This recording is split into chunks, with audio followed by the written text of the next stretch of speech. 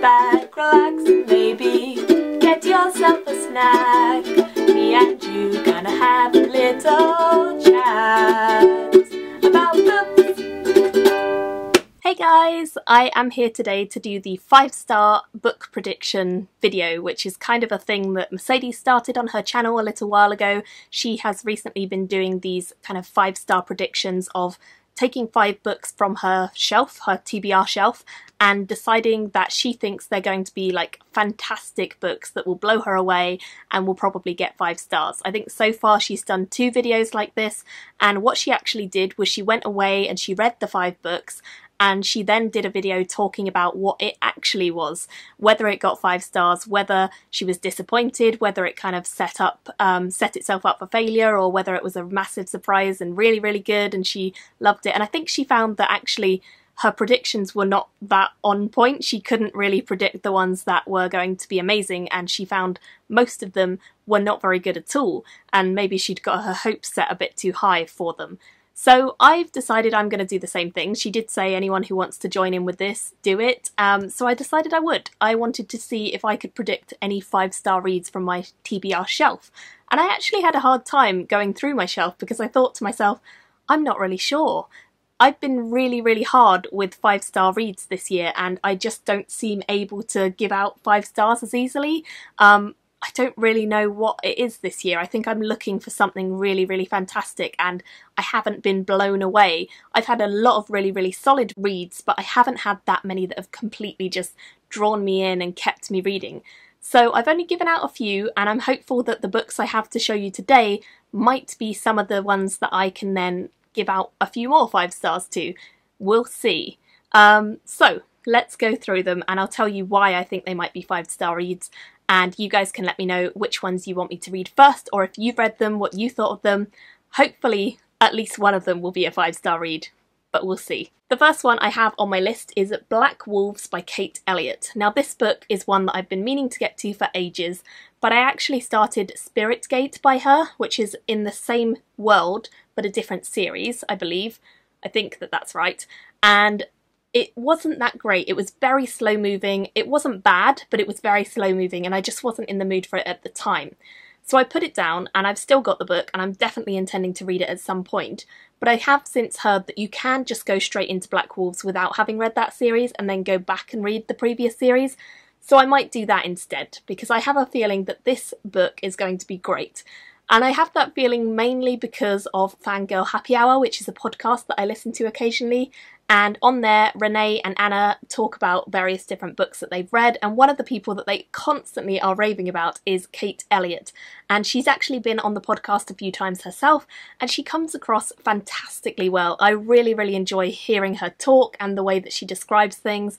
I just think she's great, so I really want to read one of her books, and this is huge. It is an absolute chunker of a book. It's about 760 pages, which is a large reason why I haven't yet got to it, because I'm not really intimidated by large books, but I'm very aware that I can only read large books at certain times when I actually have the time to sit down and get into them. I need to make some time for this, and I think with autumn coming up and winter coming up, it's the perfect time to sit down and just read this one and hopefully really enjoy it.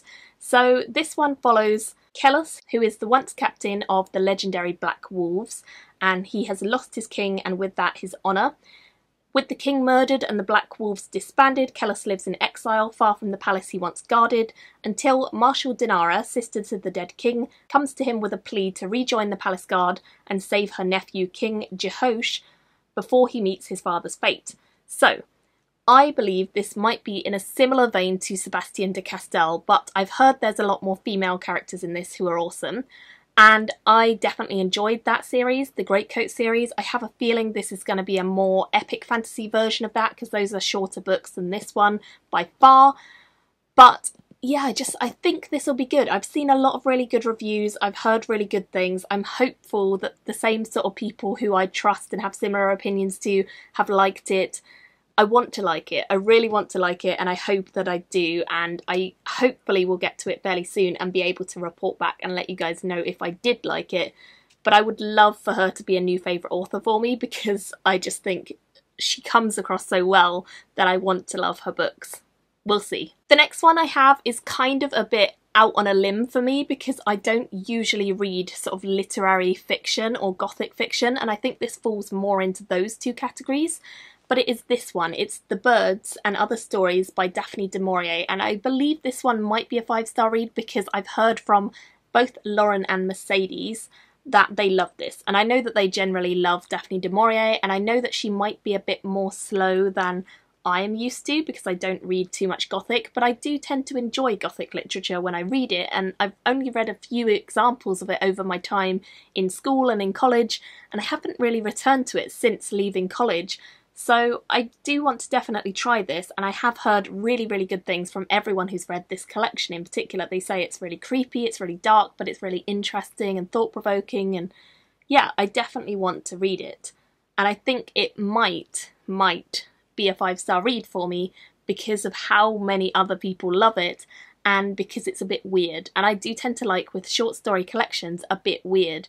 So I'm hopeful. I'm definitely hopeful. I'm going into it with hopefully not too ambitious expectations because I know it's not my normal genre, but I would love for this to be a 5-star, really surprising read. It's a maybe, it's a tentative, but I'm hopeful maybe it would be. Going on to one that I feel more confident about, at least getting a good rating if not 5 stars, is this one, which is After Atlas by Emma Newman. This is, I think, the final book I have by Emma Newman right now to read, and I believe the third one is coming out fairly soon, and I would like to read this before the third one comes out. I have read all of her other books and I've really, really enjoyed them, so I'm hopeful about this. I didn't love Planetfall as much as I really enjoyed the Split World series, and I think it's because it's a science fiction, as is this one, and I don't read as much science fiction, but I think Emma Newman has an excellent way of developing characters with something interesting about them, whether that be that they have some sort of mental health issues, whether it be that they are just an interesting, thought-provoking character, or the situations they get into. She doesn't shy away from being mean to her characters and putting them through hell and back, and I really like that about her, and I think that her books come across really genuine and real, even when they're in fantastical or science fiction-y settings. So I'm hopeful that I'll like this, but it follows the aftermath of an expedition that went to another country, which we follow in book 1, and it follows sort of all the people left behind, including, I think, Carlos his name is, who is a baby when Atlas, the space expedition, leaves, and he was actually a baby left behind by his mother, which a lot of people frowned upon, and that's kind of affected his whole life. So I don't know much more than that, but I'm definitely excited to read it, and I would like to be able to say that it's a 5-star read because I have had other books by Emma Newman be 5-star reads, so hopefully this one might be in the same vein. Next up, I have a book that again is not hugely in my genre, but it's one that I do feel fairly confident I might really enjoy because a lot of other people who have similar tastes to me have really enjoyed it, including Janet and Eleanor, whose channels are linked below, and that is The Song of Achilles, which is by Madeline Miller. This book, I believe, focuses on Achilles and a prince called Patroclus, or Patroclus, I don't know how to say that at all, and despite their differences, the two of them befriend one another and they kind of get involved in a gay relationship, I believe. It's kind of a twist on the Achilles myth, but I honestly don't know an awful lot about the Achilles myth, so I'm going into it fairly blind, but I personally have a real love of like ancient cultures, including the Roman and the Greek cultures, and I find it really fascinating, so I'm hopeful that I'll really, really like this. Everyone else who's read it was surprised by how much they enjoyed it and how into it they got, and I would really like to feel that and like get really into it, and hopefully this will be a book that can do that for me and just make me really engrossed in the story and make me feel like it's something quite different and fun. And I don't think that many people have talked about it recently, but I know a few years ago it was getting a lot of buzz. I really want to give it a go, and I think it could be 5-star worthy. Moving on to my final one that I think could be a 5-star read, this one, The Ligh Tree, which is by Frances Hardinge, and it's illustrated by Chris Riddell, this edition. I have heard nothing from you guys at all but good things about Frances Hardinge. Every time I haul one of her books or I talk about her, you guys in the comments tell me I have to read her, that she's great, she's one of the most innovative people in children's fiction right now, doing really cool things and twisting the genres and making it just a bit different and a bit more quirky and a bit more cool and creepy, and I think I'm totally game for that. She sounds pretty awesome, and I did actually see her a couple of years ago when I went to FantasyCon when it was in Nottingham, and she was great there. She came across really, really well. I just didn't have a chance to pick her books up, and now that I own 2 of them, because I have this one and I have her latest one which is coming out soon, which is called A Skinful of Shadows, I really, really want to give her a try, and hopefully I will fall totally in love with her, as you guys all seem to already be. This is an illustrated edition too, so I mean that's great. I love illustrated editions and it looks gorgeous because Chris Riddell has a really distinctive, fun style but also quite a creepy style at times, and it's got little illustrations on the pages, and there's also this lovely little bookmark thingy. So yeah, I'm hopeful about this. I'm really hopeful, and I think because it's a kids book as well, or it falls into like YA and children's, it should be a fun, fast read too. So I'm really looking forward to this. I do have high hopes, and I hope I'm not going to be disappointed by it, but I have a feeling that you guys aren't going to let me down. So at least hopefully I'll like it, if nothing else. So these are the 5 books that I've chosen.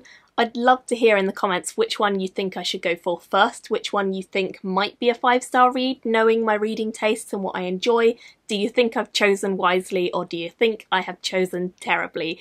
And let me know in the comments if you have other books that you think I might enjoy as a 5-star read. I'd love to hear your thoughts, or if you've done a video like this yourself or a blog post or whatever, do let me know that in the comments below as well, because I'd love to check out your videos on this subject.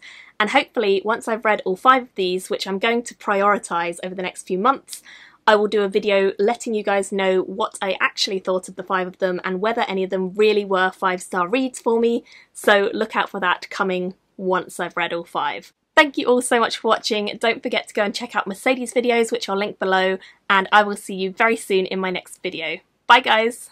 Thank you for watching my video today. Go pick up a book, then come back and chat with me again.